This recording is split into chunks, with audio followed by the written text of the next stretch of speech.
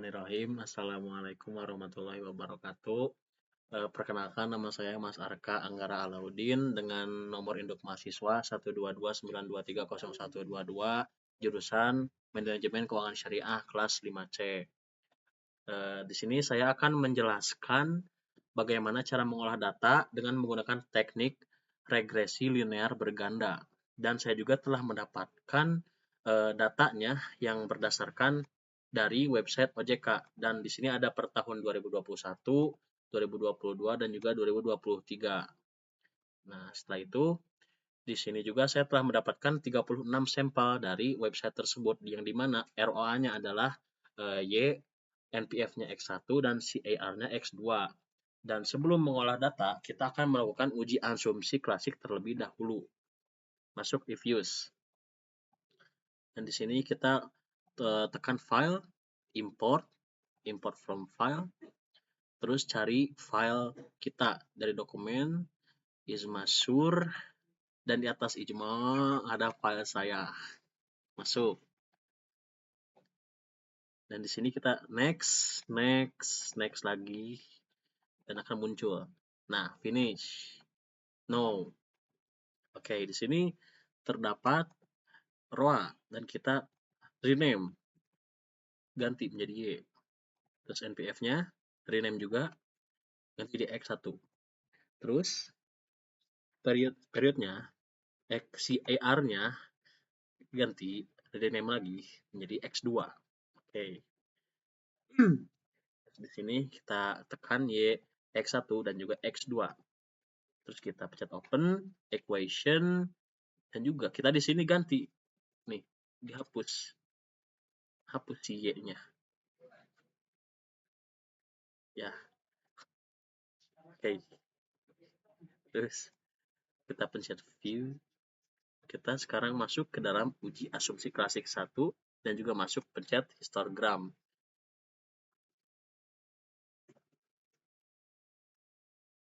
Nah, di sini telah terdapat uji normalitas. Berdasarkan sekarang adalah penjelasan deskripsi hasil. Dari data yang didapatkan dalam hasil penelitian, laporan keuangan ini menunjukkan bahwasannya nilai Jarque Bera probability yaitu sebesar 0,017640, yaitu lebih kecil dari ambang batas 0,05. Dapat disimpulkan tidak lolos dari uji normalitas. Dan perlu diketahui bahwa di sini kita mendapatkan beberapa hasil data yang tidak valid. Tapi karena ini hanya sebatas tutorial, jadi saya hanya akan memfokuskan kepada tahapan-tahapan untuk mengolah datanya. Tetapi untuk eksekusi yang real, kita tetap membutuhkan data yang valid. Nah, sekarang masuk ke dalam uji multi-core. Sekarang kita pencet quick, terus group statistics, korelasi, terus kita hapus Y-nya. Nice. X1, X2, oke. Dan kita akan melihat hasilnya di sini. Yaitu, scroll dulu, deskripsi hasil dari uji multi-core.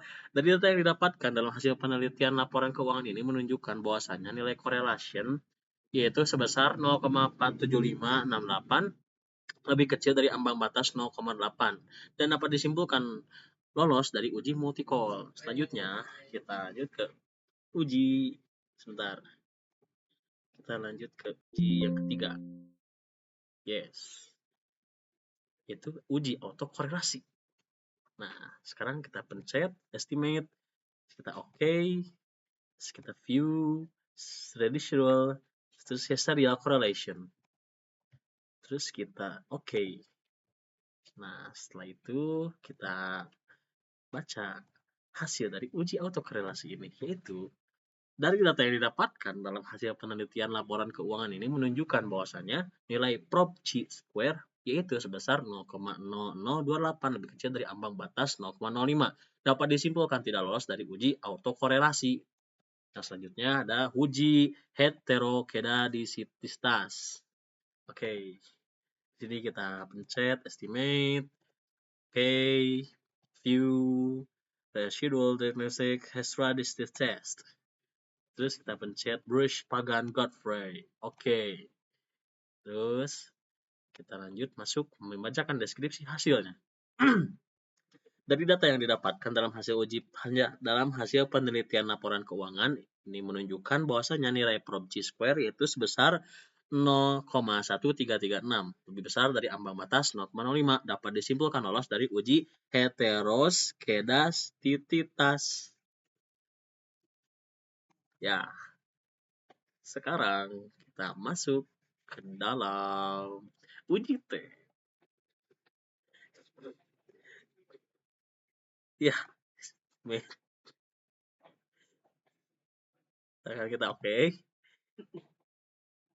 Terus kita baca uji T.